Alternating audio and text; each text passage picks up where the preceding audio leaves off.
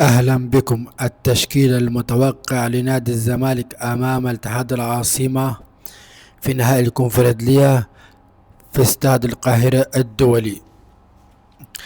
استقر الجهاز الفني لفريق الكرة الأول بنادي الزمالك بقيادة معتمد جمال على التشكيل المتوقع الذي سيخوض به مواجهة الاتحاد العاصمة في إياب نهائي بطولة الكونفدرالية الأفريقية، والمقرر إقامتها مساء اليوم السبت على استاد القاهرة الدولي. ويدخل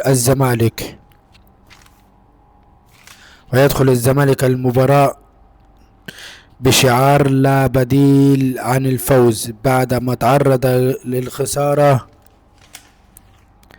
في لقاء الذهاب بهدف دون رد خلال المواجهة التي جمعت الفريقين الأسبوع الماضي على ملعب 5 جولية بالجزائر، وهو ما يزيد من صعوبة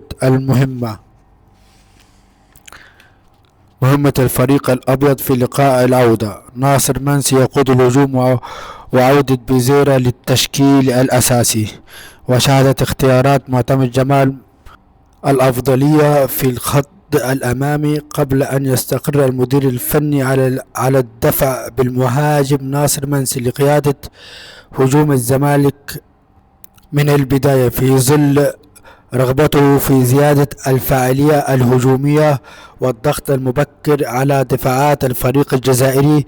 كما قرر الجهاز الفني إعادة اللاعب خوان بيزيرا إلى التشكيل الأساسي بعد مشاركته كبديل في مباراة الذهاب،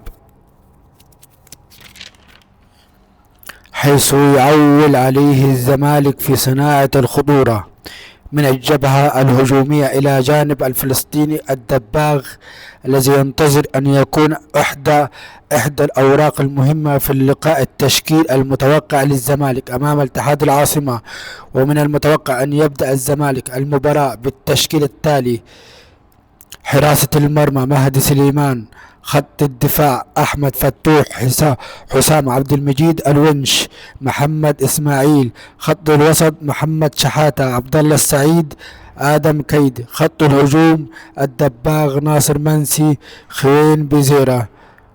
الزمالك يبحث عن العودة والتتويج القاري، ويأمل الزمالك في استغلال عملية الأرض والجمهور من أجل قلب النتيجة والتتويج بلقب الكونفدرالية الأفريقية، حيث يحتاج الفريق للفوز بفارق هدفين لحسم البطولة مباشرة، بينما يمنحه الفوز بهدف وحيد فرصة الأجواء إلى الأشواط الإضافية ثم ركلات الجزاء حال استمرار التعادل في مجموع المباراتين.